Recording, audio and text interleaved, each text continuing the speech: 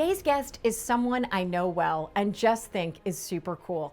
Dr. Kryn McClain is not only a licensed professional counselor and trauma therapist, but also the founder of both Paragon Behavioral Health and Cat Apollo VR.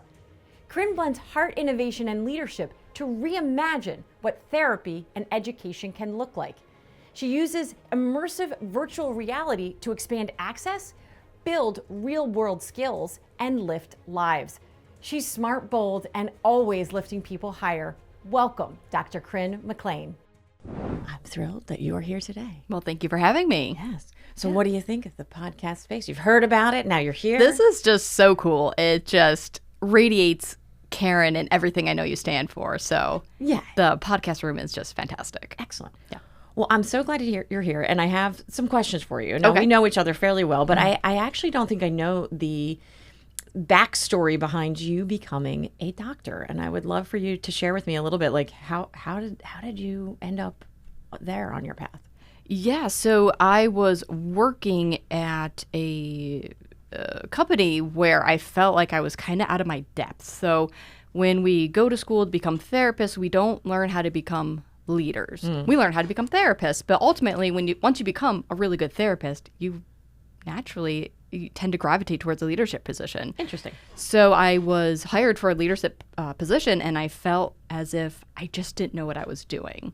So I decided I wanted to go back to earn my doctorate in healthcare administration because I didn't really want to go the psychologist route because what I was looking for was really that leadership skill. Cool. And to really understand better the ins and outs of administrative responsibilities. So I felt I had the clinical piece under my hat, but really wanted to further my education to just really be a better leader for my people.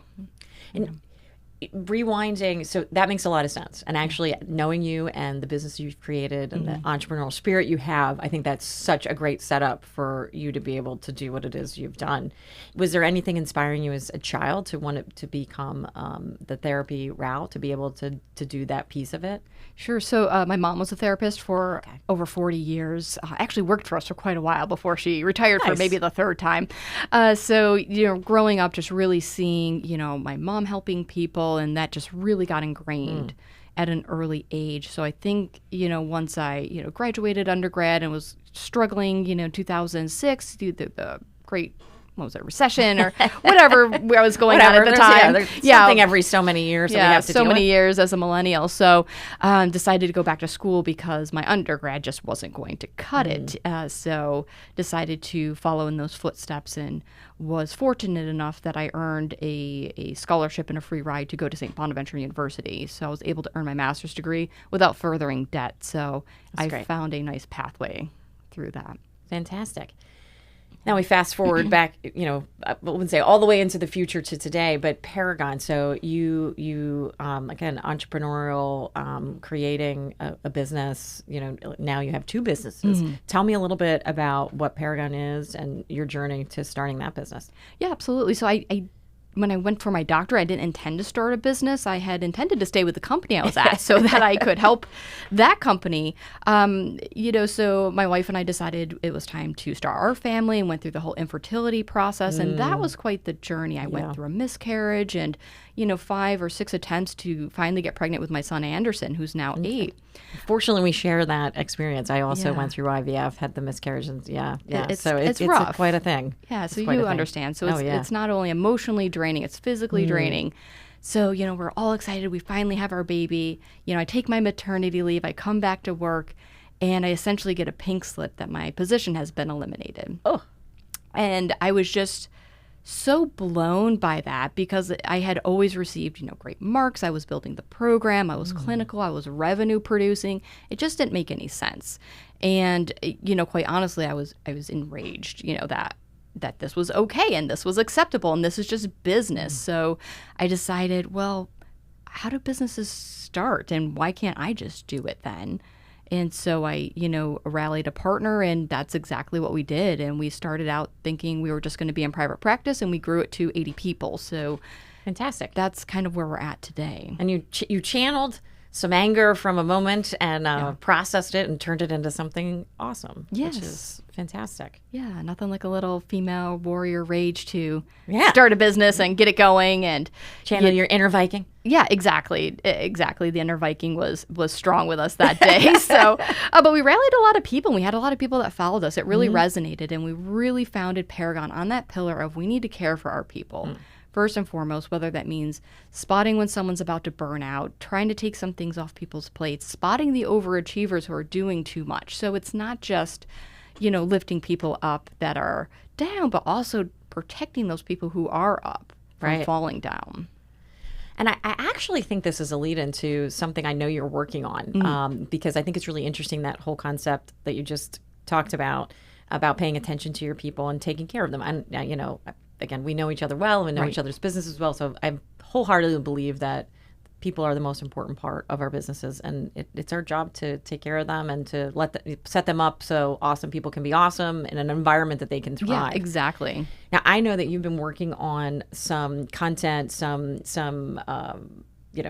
advice for leaders on how to consider things like mental health, which I think includes things like burnout and other pieces. Do you want to share a little bit about that now? Yeah, sure, absolutely. So I applied to be a Vistage speaker. So if people don't know what Vistage is, it's a worldwide network of CEOs where we can all come together, and that's how obviously you and I have met, and we're able to bounce ideas off each other and challenge each other in a way that we can't really get from our company, because once you're a leader that high up, it's really inappropriate to have those conversations within people within your organization, but then it's hard to have, who do you talk to then? And get a little lonely at the top. Absolutely. So, I developed this presentation that really focuses on 3 pillars of, first and foremost, regulating yourself. So my big thing is we can't regulate somebody if we're dysregulated ourselves. So if I'm heightened and I'm having a tantrum, for lack of a better word, there's no way I'm going to be able to de-escalate a situation. So I teach leaders, hey, what's important about regulating yourself? And we talk about the physiological instances that are going inside our body, and how do we slow our heart rate down? How do we calm our muscles that are tense or our jaws clenched and things like that, so that first and foremost we can make sure we're in check. So it's heightening EQ, it's bringing that up, and then we talk a lot about recognizing different symptoms, and it includes burnout, it includes several mental health diagnoses, not to help people learn how to diagnose, because that took years. That took 3 years of master's level education and then 2,000 clock hours beyond that. So it's more about just recognizing that people have something going on within them that you may not know about, and being more aware. And how can you lead through by maybe recognizing patterns of behavior so that you can help someone who you may otherwise have let go, but maybe you can retain them if you're able to help them through that. And then the final is kind of like rewiring your culture. How can you instill this in your culture that you are safe here, that you can be open about these things, that we do appreciate the whole person? Because like you said, it's 2025. We have to take care of people. The robots have not taken all our jobs yet. I don't think they ever will. Yes, I think we're safe from that, even though many would argue we aren't. But I agree with you. Humans, if anything, we're making humans superpowered. And there's stresses that come along with that too. So even more responsibility, right, to take care of our people. Yeah, so my goal is just to help leaders become more aware of that, because we've been able to navigate things at Paragon that I think a leader with no mental health background or training would have really struggled with, to really understand deeply what is going on within somebody and understand the different nuances and how that plays out in workplace environments. Would you be willing to share any of those stories of what you went through there, or anything that comes to mind? I'd have to think about that a little bit, 'cause I wouldn't want to give anything up too much that could be identifiable. I will respect your confidentiality. Well, thank you. I appreciate that. Yeah. Well, then, if I take you back to that first pillar, and it's something that resonates with me, because I've often thought, I've done a lot of work in the recent years, or over the course of my career too, around emotional intelligence. And I had a profound kind of revelation about that several years ago when I started working with my current coach, Sean Hayashi, I was really looking into other people's emotional intelligence, and I thought I was tuned in, but what I was missing was my own. Like, I was not paying attention to my own emotions. Yeah, that's I was, huge. compartmentalizing, pushing them down, not important, focus on others. And in a way that, led me to some burnout and things that I've been able to work through. But I think it's not, when a lot of people talk about emotional intelligence in this piece, it's not just about others, it's about yourself. And so I love this first pillar you're talking about. How do we know ourselves? How do we manage that? How do we not have a tantrum? Right. Completely understand that. I think I've definitely had a few tantrums in my, Sure. It happens to the best of us. Do you have any, advice, like if someone was listening and, just any sort of like a first step or first thing to think about? Yeah, absolutely. So like you said, squashing the emotions feels like the right thing to Yeah. do, but it's actually going to backfire. So what I always tell people to do is just acknowledge the emotion that you're having, regardless of what it is. Label it. I'm frustrated, I'm angry, I'm pissed off, or whatever it is. But then remind yourself, but I'm safe in this moment, or but I need to lead in this moment, or whatever you need to do. But owning that emotion is definitely key, because that will, even just saying, admitting it to yourself, I'm mad about this situation, and then letting it out in an appropriate setting. Right. So my coach told me to go scream F you in my backyard, but not to the person I was mad at, right? Right. So that helps to get it out in a way that's not going to have an effect where it matters. Interesting. When you thread that in, so working on us regulating ourselves, understanding our emotions, not throwing up on other people when we're feeling an emotion. And then I think you said your second pillar then is knowing what to look for in other people. Is there any sort of, again, first things to think about, advice for people who are listening on how we could do that? Because I find that really interesting. Yeah, absolutely. So it's a thing I've been thinking a lot about, especially even as I developed it and wrote out this presentation. And what I really came back to is just like noticing patterns of behavior. So I find a lot when you're at the top, people will give you what you want to hear, which is great. And that feels good in that moment. But looking deeper down of like, well, what's actually happening here? You're saying this, but I'm seeing this. Help me understand the difference. So really honing in on what's actually happening, like what are the patterns of behavior, then what that's going to tell you a lot more than what someone's actually telling you. Interesting. And it probably works well for your home life too, right? And families. Like you learn, I know this is probably certainly happening with my husband or me to him. And so I think it's probably great things to work on for life in general. Oh, absolutely. It's so translatable. And a lot of the things I worked on my presentation are things in how I parent my son. And there's a lot of translatable skills, I think. Anything there that you'd be willing to share? Sure. So one of the big things that my son always says, and I think a lot of parents can resonate with this, is I'm bored. And my kind of response is, well, that's okay, but no complaint without commitment to being part of the solution. I'm like, Mom, I know. I'm like, you're bored, so what are you going to do about it? My job as a parent is not to entertain you. I'm here. I'm going to keep you safe. I'm here to help you. However, it's not my job to entertain you at all times. So kind of back to employees. This happened. Okay, great. What's your commitment to being part of the solution? I don't want to hear a complaint just to be venting. Let's actually get some traction here. What could we do about this? And then what will you do about it? So that's I think a very translatable skill, whether you're a parent, whether you're a leader or some sort of manager, to get people in their gears going, because I think sometimes people come to you expecting you to fix the problem, and we've probably all fallen into that at some point. But I think transcending to that next level is saying, I'm not the fixer of all problems. I'm here to help people find the tools within themselves to be part of their own solution. Well said. And you're building upon that first pillar, because you can't do that and let someone be in that space if you can't be regulated emotionally and kind of almost that vanilla conversation, right? Where you're to be able to be in that space to be effective. Right. Yeah. Because if, he comes to me and I'm bored and I'm like, wow, and I just explode myself, that's not helping anybody. Right. Or if someone comes to me with a problem like, oh my God, guess what Karen did today? And I'm like, oh my God, what did she do today? That doesn't help either. That leads to the gossip train. Yep. So, noticing the triangulation is Tempting helpful. in our culture to So do this. tempting. So tempting, right? So That's what we were tempting. seeing on TV and all that. So But tempting. No, finish your thought there. Yeah, but just to, I think it's a common thing too in business where people triangulate. And what I mean by that is I'm going to pit someone against somebody else who has nothing to do with what's going on. Right. So let's redirect that and say, oh, you have a problem with Karen? Great. Have you talked to Karen about that yet? What was her response? Oh, I haven't talked to her. Great. I think that's a good first step, And, of course, there could be a power dynamic and things like that that we can uncover. But we always try to redirect going back to the person or the root of the problem. Excellent. I think that's great advice. Yeah. And then you had your third pillar of this. How does that play? Is there any advice, again, in that third pillar piece of what we can learn or things to be thinking about? Yeah, absolutely. So I kind of end the presentation with, this is actually something my son told me that I thought was just so interesting that I put it in. And he's like, hey, Mom, did you know that the Eiffel Tower is crumbling? I was like, no, it's not. It's the Eiffel Tower. How could it be crumbling? I'm like, well, they're fixing it, right? He's like, no, they're not fixing it. I'm like, what do you mean they're not fixing it? He's like, well, they're just slapping coats of paint on it. I'm like, well, that's not going to work. He's like, you're right, it's not. And I kid you not, I go and look it up. I fact checked him.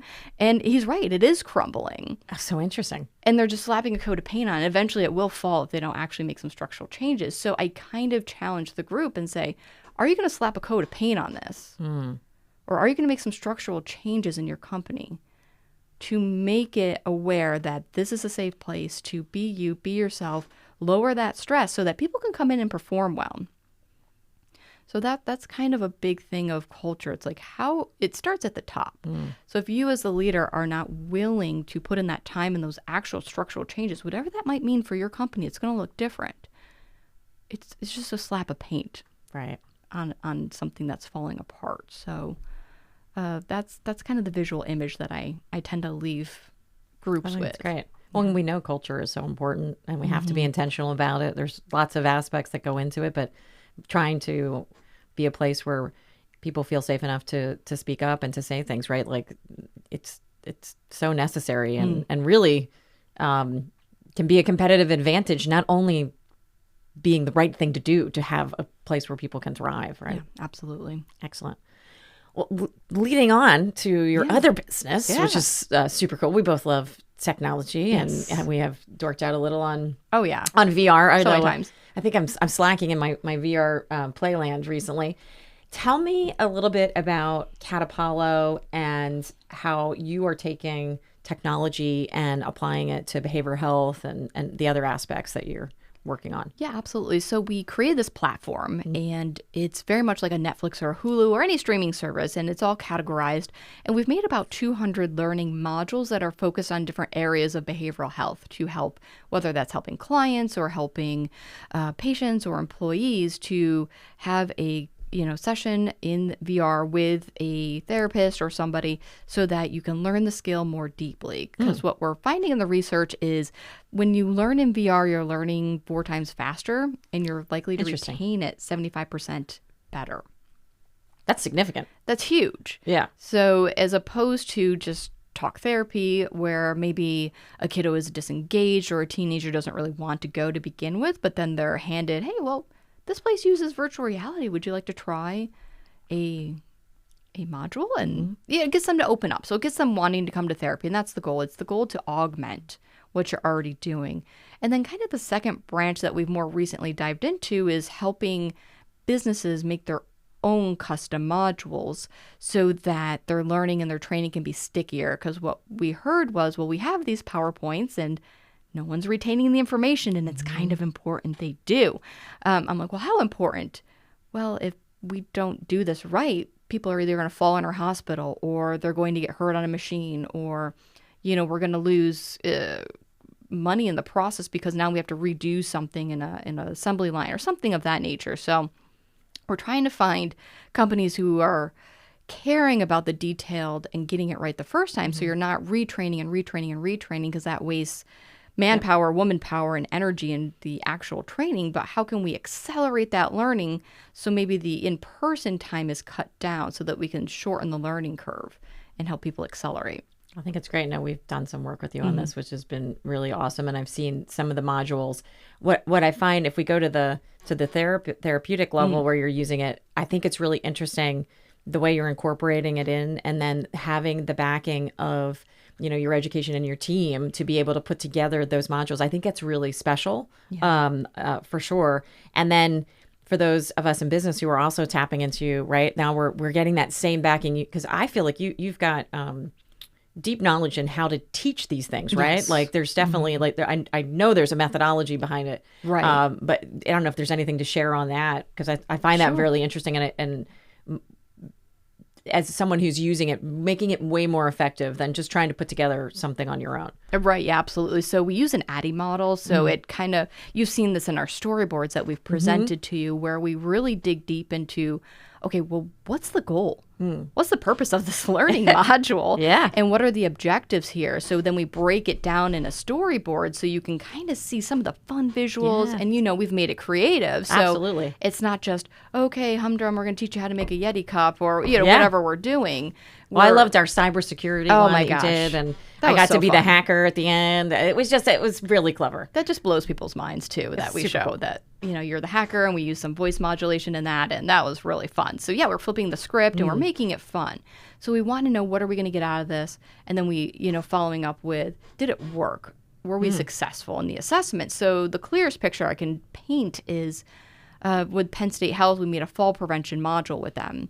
And they trained about a little over 400 staff members Fantastic. in 60 days using our module. And their fall rating went from way above where it should be all the way below their benchmark of what they were trying to hit instantly. And it maintained for over 3 months. Fantastic. It's the first time in their history, of recorded history, of tracking that.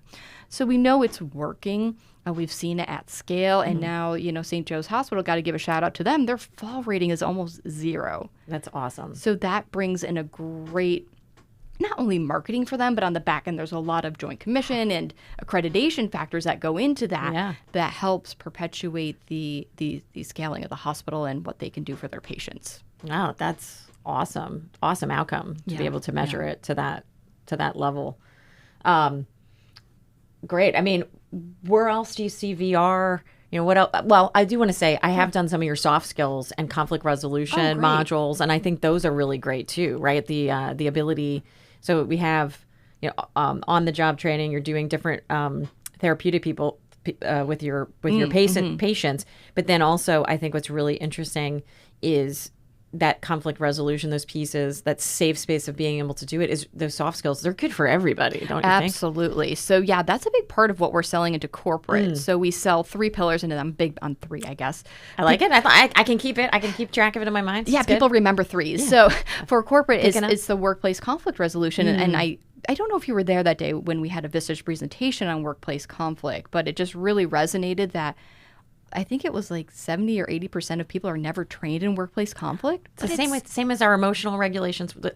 We're failing ourselves in our society because we don't teach how to manage that, and we don't teach how to manage conflict. No, we stick And our here we heads are. in the sand. Yeah, just go figure it out, and It'll just go away. No, it doesn't go away. People stop coming to work, or they avoid each other. Projects don't get done. Right. So we made a 5-module series with an accompanying workbook page, so that after you've done the 5 modules, you get HR could issue a certificate to say, okay, Karen's done these modules. She's trained at least. She's got some foundational knowledge. Now there's just a cheat sheet for you to follow. So now I've done the modules. Now I can just kind of go through the model of handling workplace.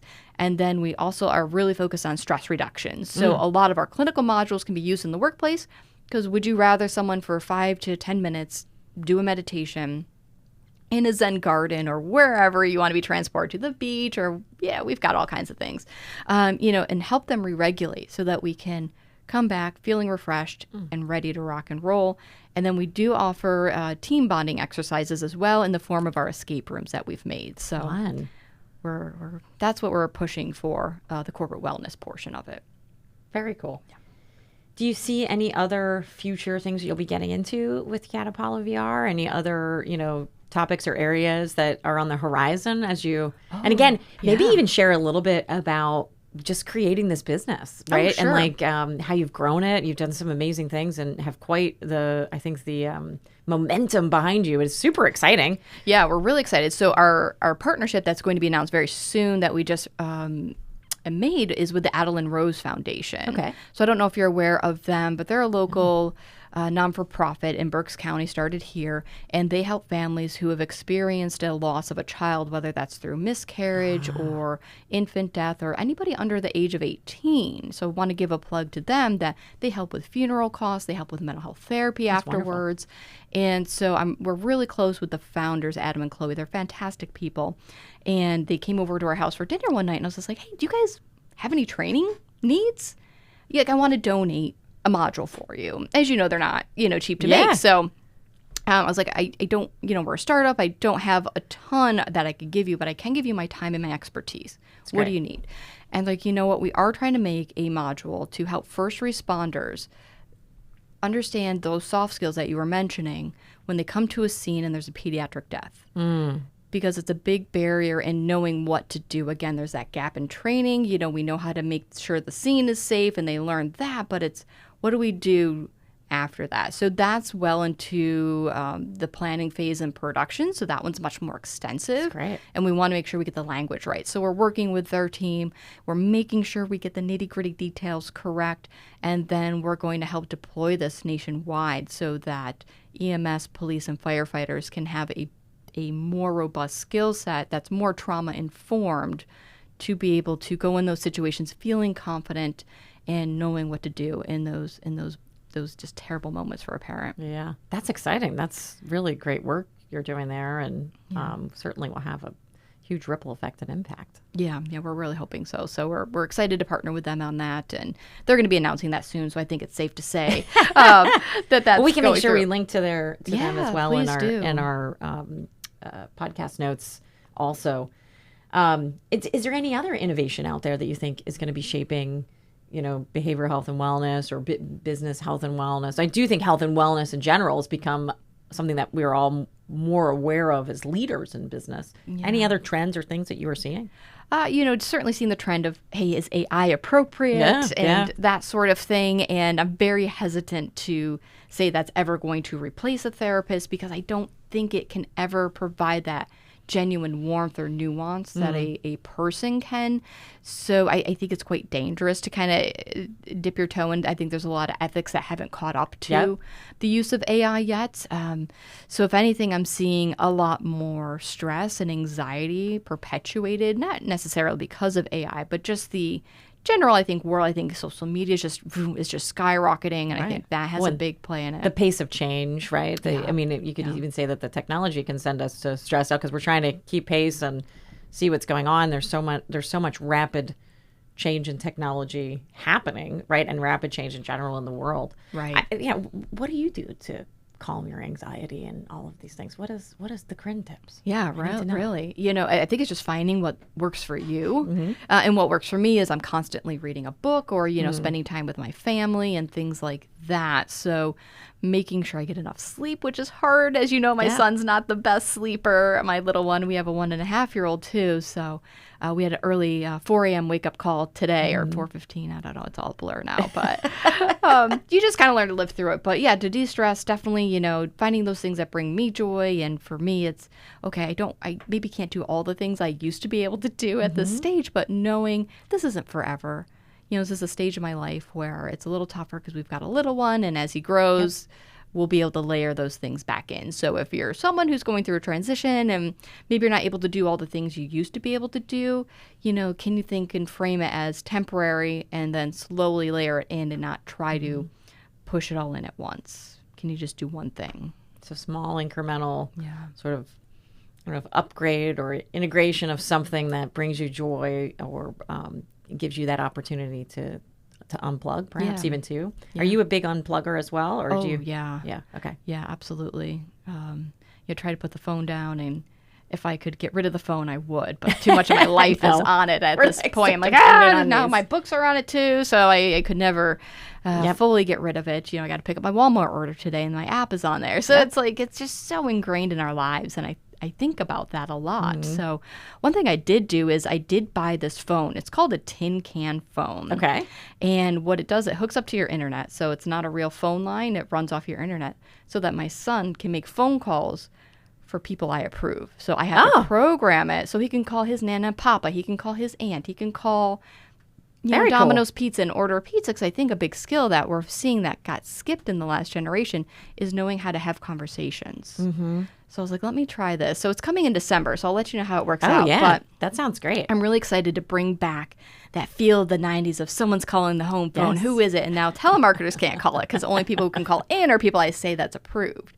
So we're not getting a lot of spam. That's a great way of allowing your son to have a skill that you want to develop that will help him when he gets to a point maybe where you're actually allowing him more of the technology, but without having to have that drag of the extra pressure of what the technology can do for some, for young kids. Absolutely. That's a really clever thing. So yeah, you're gonna have to tell me how that. I will. Yeah. We're big on no smartphones until at least 16 to 18. Okay. And that's really the recommendation right now, is not to have a smartphone until much later. So interesting. And that's probably a combination, I'm going to guess, like because of social media and because of all these other pieces, right? And Yeah, or just social looking at that media. screen. Is that I think it's more social media. Social media, I think okay. a big piece of it, social media. I think it's the bullying and that expectation of, you gotta get back to me, or, just the free access of what's online. So put yourself back into, I'm in 6th grade and I have free access unrestricted on a cell, to the web. it's wild if you, It's wild, right? You're going to look up things that yeah. need adult supervision to help you appropriately navigate. Like, we would have done it too. We did do it. There was no guidelines back then. So we got to get back to that. What you put online can be permanent. So we have to, what you put online can harm somebody for the rest of their lives. So that's a big message that we're talking with our son about, even at 8. And it's helping him process at an early age of, how does this have an effect? That's wonderful. Really wonderful. Well, so many good things you've shared. Yeah. So many interesting topics. I really appreciate it all. Is there anything, if we kind of go towards your leadership and, wrapping back to us both being in our CEO peer group with Vistage together, is there any, turning point or challenge or something that has shaped you into the Kryn you are today? I do believe we're always sort of an ever-evolving version, but is there any, big turning point, big challenge or something that you would like to share with us? Yeah, I think joining Vistas was a big turning point, and meeting Joni, who was our coach for, just retired, really helped me understand, I think, who I wanted to be, and then being around all of you at least once a month. I think I'm one of the younger people in the group. I'm not the youngest, but one of the younger crowd. So it's great to see all these amazing role models who have been there, have been doing it, how they lead, how they talk, how they hold themselves. That brings an effect on you. So I'm a big believer in, you are who you surround yourself with. So just being around that environment and hearing the speakers come in once a month is just massive. So a big shift for me was definitely the EQ piece and regulating myself first and not being so reactive if somebody has an issue, or I've maybe stepped in a pothole, and being like, it's okay. It happens to all of us. It happens to all of us. So, and not letting guilt paralyze me is a big one for me too, of like, okay, everybody makes mistakes, so we need to figure out how to move on from there. So being in the group, being, held accountable by a coach, of knowing, okay, she's going to check on these things I said I was going to do. Well, and the group will check on you too. And the group checks on us, and we process issues. And it's certainly not for the faint of heart, because you do kind of bear it all. And it's very vulnerable to get up there and say, this is the business I created.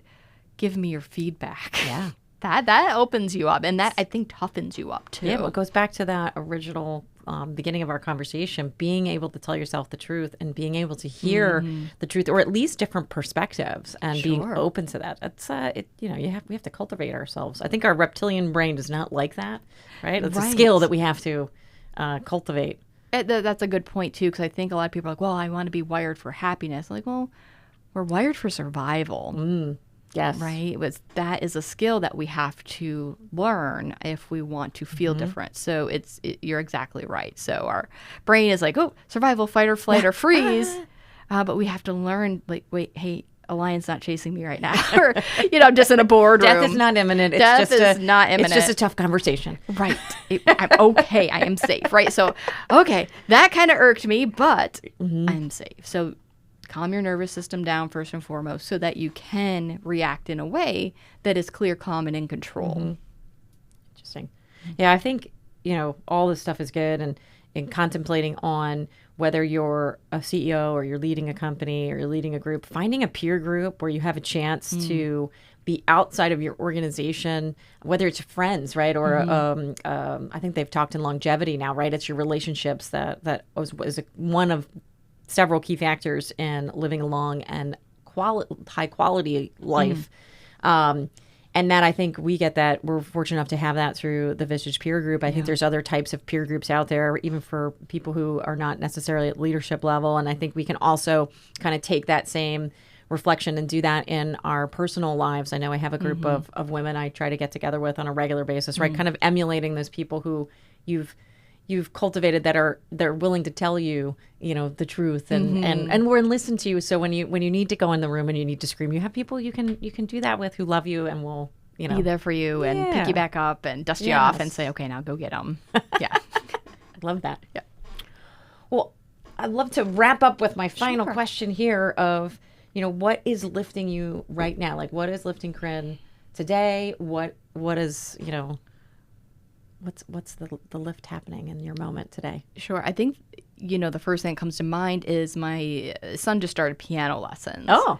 So I started piano lessons at the same age. And I remember thinking, wow, I can't wait for my kid to do this someday. And now I'm kind of there and seeing him play the same things that I learned, as a kid, and just seeing him really take to it, because he kind of struggles sometimes when it's difficult. And I really wanted him to be able to push through that feeling of uncomfortableness and learn how to deal with frustration. Right. Because he is very smart and things do come naturally to him. So I wanted him to be able to do something that's a little bit harder and challenge himself. So that's bringing me a lot of joy to see him really take to that, but then also work through that in a way that is helpful for him.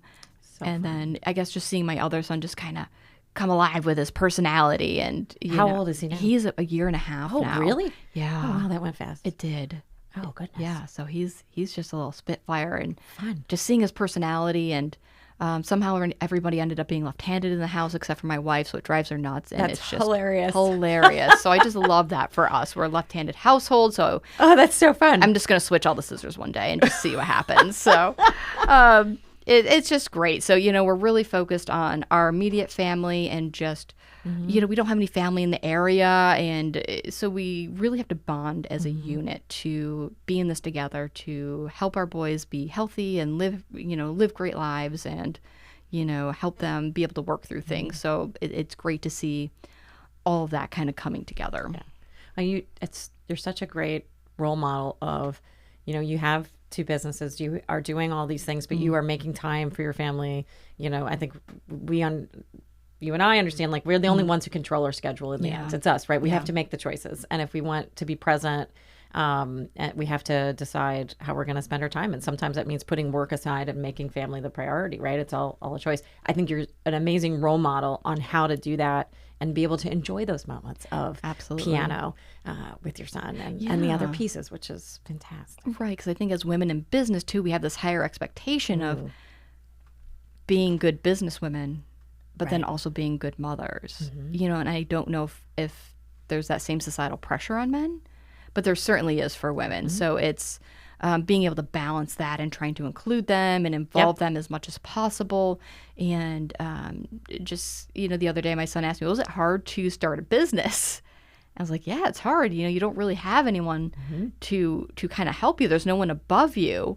Yep. And he was like, oh, I guess the help I did wasn't good enough, because he's made some modules for us. I'm like, oh my gosh, foot and mouth. Like, of course you're amazing. And thank you for that he's been involved with it. How great is that? He's been involved. He actually made his own. He designed his own dinosaur escape room. It's so neat and way better than what I could have came up with. And we programmed it for him, and it looks fantastic. But just remembering, I guess, hey, how can we involve you in this? Even if it's, he has a half day of school, we'll go get donuts and bring him in for the office. So, like, but you take care of the business, and then the business takes care of you. It doesn't work the other way around. Right. So we have to take care of our people. So those are just little things that I hope he remembers that, Right. that he got to do.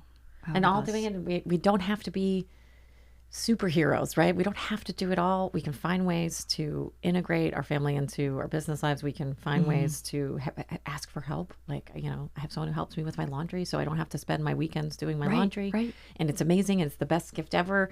And, there's ways to, find little things that can free up your time. I think especially, I don't have children, but I have a husband and a dog, right? So, but I shouldn't make fun of my husband right now, but I will because he's the big child. But the thing is, we too often think we have to get all of those things done or be in those traditional roles, and it's okay to ask for help, to find ways to have people help you, and just to make, I think by the intention of making your family a priority, and let's say our mental health a priority, it will come together, right? Exactly. Yeah. That's exactly right. Awesome. Well, Kryn, Thank you. thanks for sharing your story and all the powerful ways that you lift others. I think through your businesses, you really show what compassionate leadership is like. And through Cat Apollo, you're really proving that innovation and care can go hand in hand.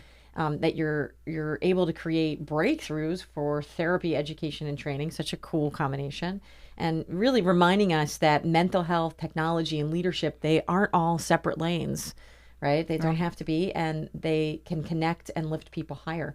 And you're doing it all with brilliance and heart. Well, thank you. Yeah, That's very kind of you. Thank you for coming today. Thanks for This has been having great. me. It's great. Yay. Dr. Kryn McClain is a wealth of knowledge. Her passion for therapy and helping others will always be in demand. And her extensive work with VR gives her a digital edge.